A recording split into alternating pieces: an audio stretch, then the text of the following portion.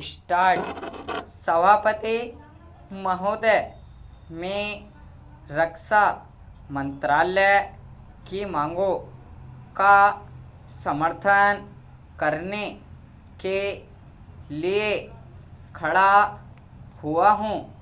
वर्तमान घटनाओं से पता चलता है कि संसार का हर देश अपनी सुरक्षा के बारे में चिंतित है और उसके लिए हर प्रयत्न कर रहा है। इस दृष्टि से अन्य देशों की तरह हमारे देश में भी रक्षा मंत्रालय का महत्व है। मुझे इस बात की खुशी है कि जहां अन्य मंत्रालयों की उनके पिछले साल के कामों के बारे में काफ़ी आलोचना हुई है, वहाँ इस मंत्रालय की कम आलोचना हुई है। इससे पता चलता है कि इस मंत्रालय ने पिछले साल अच्छा काम किया है। मोटे तौर पर किसी भी देश की सुरक्षा नीति का लक्ष्य यह होता है कि दूसरे देशों, खास तौर से पड़ोसी देशों के साथ मित्रता के संबंध स्थापित हों और हम एक दूसरे के मामलों में हस्तक्षेप न करें।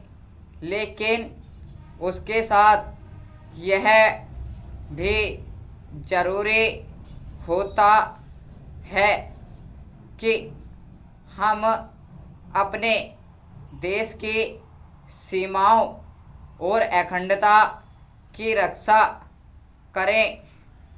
इसलिए हमारे देश का यह कर्तव्य हो जाता है कि हम अपने पड़ोसियों के कार्यों पर पूरी नज़र रखें, क्योंकि आज तक हमारे देश पर जो संकट आए वे हमारे पड़ोसियों से आए हैं। 1965 में पाकिस्तान के साथ जो लड़ाई हुई और उसके बाद ताशकंद में जो समझौता हुआ वह सिर्फ कागज़ पर ही रहा। पाकिस्तान ने उस पर कोई अमल नहीं किया। इस दृष्टि से बहुत ज़रूरी है कि हम अपने देश की सुरक्षा की हर तरह से व्यवस्था करें।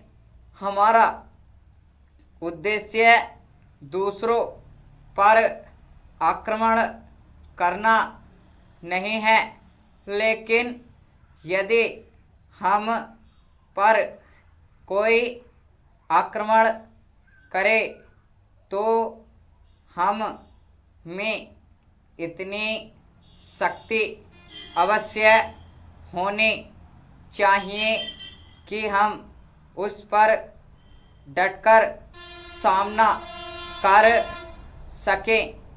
पैरा, आप जानते हैं कि पिछले दिनों पाकिस्तान को अमेरिका और चीन से काफ़ी मदद मिली है। रक्षा मंत्रालय की रिपोर्ट में भी कहा गया है कि पिछले साल अमेरिका ने पाकिस्तान को 1500 करोड़ रुपए की फौजी सहायता दी है। आज जहां हम फौजी सामान के लिए अपने कारखानों की मदद से अपनी शक्ति बढ़ाने का प्रयत्न कर रहे हैं, वहां पाकिस्तान संसार के देशों से फौजी सामान खरीद रहा है। अपनी नीति के कारण वह सब देशों से लाभ उठा रहा है। मेरा सुझाव है कि हमको भी अपनी शक्ति बढ़ाने के लिए संसार के अन्य देशों से अधिक